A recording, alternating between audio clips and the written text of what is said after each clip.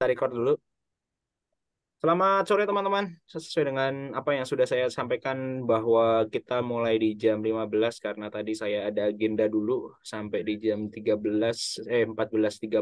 Jadi ada waktu setengah jam untuk sekedar menikmati hidup gitu kan sebelum bertemu dengan mahasiswa-mahasiswa filsafat seni yang nggak kritis, kurang kritis lah ya. Kalau dibilang nggak kritis ya Pak, udah kritis kok sebenarnya. Udah mulai nulis tuh udah mulai kritis sebenarnya.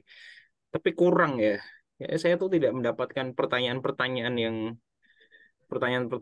apa ya namanya, yang membuat eh, peti filsafat saya tuh harus bangun gitu. Maka kita masuk ke wilayah yang ya bisa dibilang tidak terlalu kritis lah. Kita masuk ke UAS, soal UTS. Kita sampai apa sih kemarin? Cliff Bell. Udah. Oh ya, materi kalian sudah bisa dapatkan dari apa namanya, LMS gitu. Sebar untuk kuliah B6. Oh, nggak ada. Saya akan ngomongin tentang apa sih? Kok saya lupa. Database referensi. No, bukan ini. Materi dasar. B6. Kita buka itu aja. GCR-nya aja. Di GCR udah semua kok. Udah saya posting. Ada dua tulisan. Yang pertama adalah tulisannya Pak Puguh. Dan kedua adalah tulisan yang disepakati dosen KSRD. KSRD, Filsafat Seni. Mari kita mulai dari filsafat seni. Review FS 1 sampai 7 dan FS 7B. Oke. Review, oh ini ternyata. Oke. Jadi untuk kita masuk ke nanti di UTS, maka kalian akan diminta untuk mengkonstruksikan tulisan dari pemikiran kalian, yang kemudian kalian juga bisa dikonstruksikan pada bentuk-bentuk yang ya sesuai dengan bahasa kalian lah. Kalau sesuai dengan bahasa saya nanti terlalu terlalu itulah, terlalu abstrak. Kita mulai dari share screen, where is share screen? Share screen, oh ini dia. Share screen, PowerPoint, ada setuju. Kita mulai dari tulisannya Pak Puguh dulu. Bagi Pak Puguh, ini Avandi, save apa namanya, save mind-nya dia.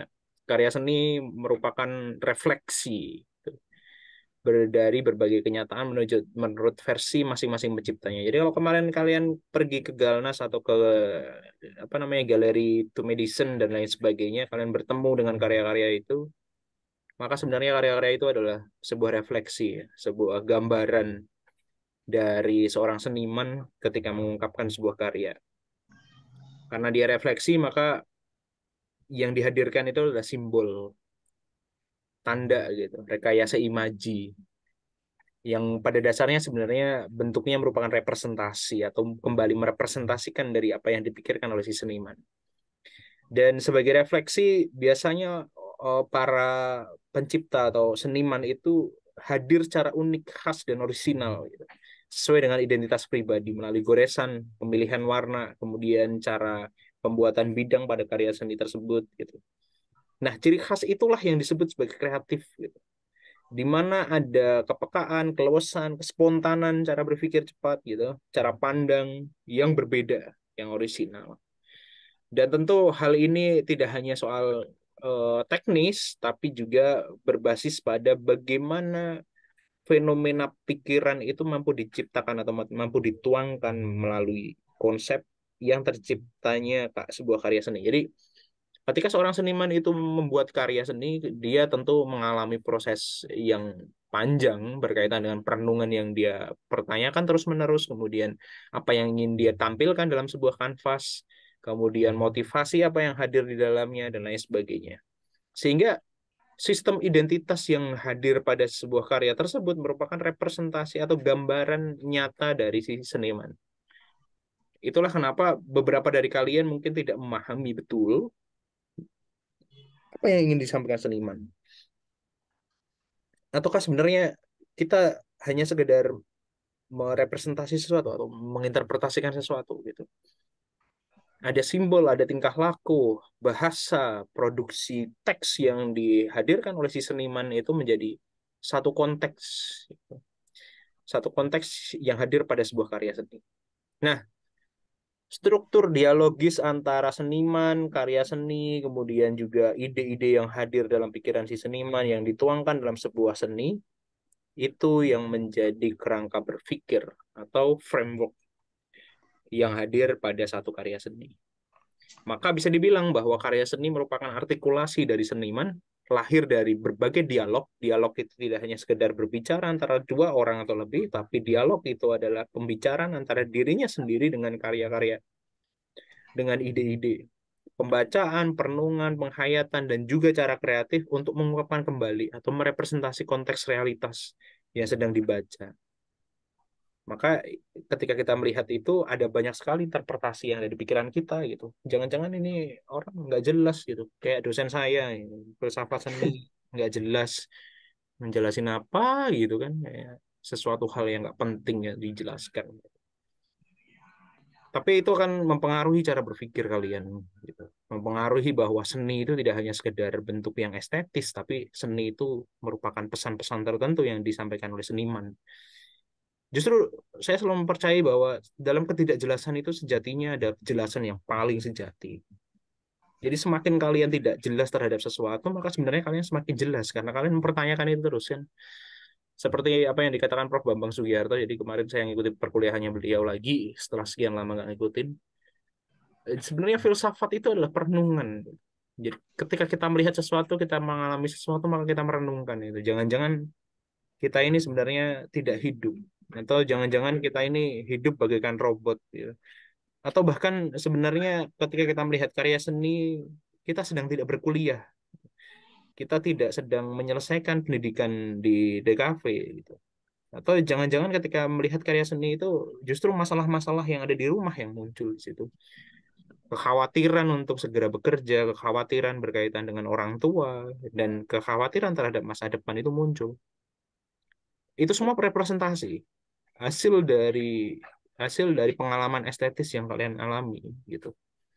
Tanpa itu mungkin kalian akan sekedar hidup, kemudian bekerja, menunggu mati, menunggu anak lahir dulu nih, nikah bagi yang pengen nikah, menunggu anak lahir, kemudian mati gitu. Karena hakikat kehidupan kan memang gitu ya. Kehidupan akan selalu ada dua pilihan ketika di akhir. Yang pertama adalah melanggengkan atau menjadi abadi. Yang kedua adalah meneruskan kepada generasi berikutnya. Bagaimana cara berpikir dan lain sebagainya. Maka cara kerja seni rupa itu sendiri adalah dari pengalaman, pemikiran, pengalaman estetis, dan juga keterampilannya yang dihubungkan dengan konteks sosial. Dalam artian ide-ide yang ditampilkan oleh para seniman ini sebenarnya sesuatu hal yang terhubung dengan konteks sosialnya. Ketika seniman itu memproduksi makna, memproduksi karya-karya sebagai simbol, sebagai bentuk ekspresi pemikiran dia, maka dia mengalami pengalaman yang diungkapkan pada karya seni dan akhirnya karya seni itu membawa pesan. Sama layaknya desain, dia membawa pesan, cuman desain kan berbasis pada industri, tapi kalau karya seni berbasis pada jiwa, gitu, yang mengguncang jiwa. Dan itu tulisan Pak Bukuh cukup representatif, jadi kalian bisa baca secara lebih jelas, gitu kan. Karya-karyanya ada prinsipnya, individu, dan lain sebagainya. Apakah ini muncul dalam UTS? Mungkin saja. Kita tidak akan pernah tahu, gitu. Ada identitas visual, dan lain sebagainya. Dan ini merupakan materi yang cukup bagus, saya rasa, karena diusahakan oleh Pak Bubuh, Waruju. Mari kita review pertemuan pertama sampai ke-6 sebagai bekal kalian menyelesaikan UTS nanti. Di tanggal berapa sih UTS kita? Ada yang tahu tanggal UTS kita? Tanggal 30. Tanggal 30 ya? Jadwal UTS. Nah, tanggal 30 ya, bener ya? Tanggal 30. Kita lihat. Oh enggak, Oh 30. Eh, ini apa sih? UTS reguler. Kalian reguler kan? Reguler itu bukan Iya, tanggal Pak. 30. Reguler itu tanggal 31, cuy. Bukan 30. 31. 31 berarti Pak. Nah, ngawur aja 30. Jadi ruangannya ada di sini.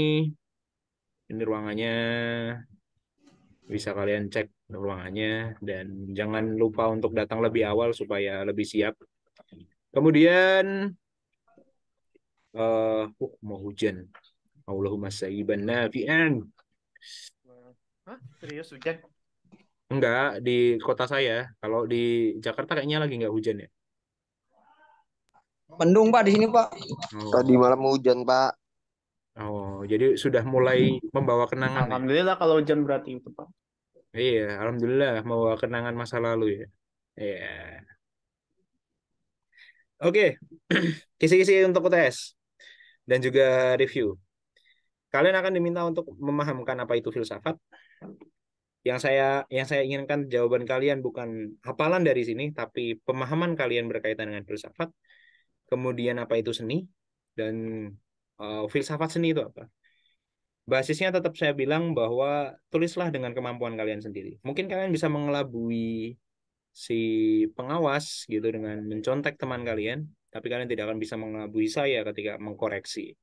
Saya pastikan apabila kalian saling contek-mencontek dan memiliki jawaban yang sama, maka nilai kalian tidak akan lulus pada mata kuliah filsafat seni. Berani Pak nggak ngelusin sekelas, berani dong. Kenapa nggak berani? Panggil prodi, ambil prodi sekalian. Mau hadapan dengan rektor ya saya berikan berikan jabarannya. Video ini kan jadi bukti juga kan bahwa saya menghimbau untuk tidak mencontek ya. Tapi ya itu semua pilihan sih. Nggak ada yang nggak ada sebuah paksaan untuk kalian harus mengikuti itu gitu kan. Terus kayak kayak hidup gitu kan, kayak hidup kayak kalian bisa memilih untuk tetap baik atau bisa bisa tetap jahat gitu. Nah, berbasis juga dari filsafat seni, kalian juga akan diminta untuk memahamkan apa itu estetika beserta contohnya. Jadi filsafat dan seni serta estetika itu apa? Contohnya seperti apa? Kalian bisa merepresentasikan dari kunjungan kalian ke Galeri Nasional itu menjadi cukup bagus ya, atau ke tempat-tempat seni itu, di mana di sini juga sudah ada semuanya sampai ke dialektika. Gitu. Dialektika merupakan satu upaya tentang kebenaran yang berkelanjutan. Ada review tentang seni sebagai mimesis gitu kan. Art if X is art, maka X adalah mimesis dari alam gitu gitu. Dan dari mimesis ini sebenarnya ada representasi juga. Kemudian ada juga Cliff Bell dari Significant Form dan juga Collingwood antara true art and false art gitu. Oke, itu yang akan keluar nanti di UTS gitu. Jadi kalau sudah dikasih tahu apa yang keluar di UTS dan kalian masih belum bisa menjawab, maka sia-sialah perjalanan filsafat seni kita. Kita perlu renungkan kembali apa kita cocok di DKV atau sebenarnya harus pindah ke jurusan yang lain yang lebih gampang lulusnya dan hanya sekedar masuk saja bisa lulus gitu. Itu sangat bergantung terhadap saya. Oke, sampai di sini ada yang mau ditanyakan kah? Tanya Pak, saya Mana Pak? Banyak sekali tumben yang nanya. Saya berharapnya nggak ada yang nanya padahal. Oke, silakan. Fatan Ya, Pak. atau siapa dulu? Fatan dulu, silakan Tan. Itu boleh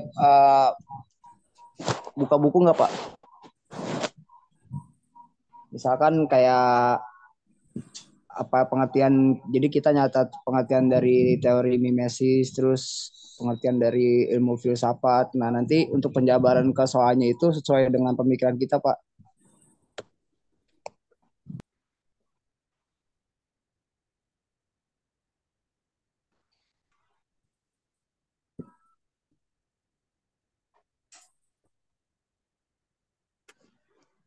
Saya sudah cek, ternyata buku tertutup, teman-teman. Waduh. Jadi jangan siapkan kepekan, siapkanlah pemahaman ya. Thinking. Oke, ada lagi selain pertanyaan buku terbuka atau buku tertutup. Nggak penting juga buku dibuka, toh juga kalian nggak punya catatan, toh? Betul. Betul. Saya banyak Pak catatan, Pak. Catatan apa nih? Hutang, masa lalu, Atau pertemuan dengan dia? Iya. Main mapping dari tugas dari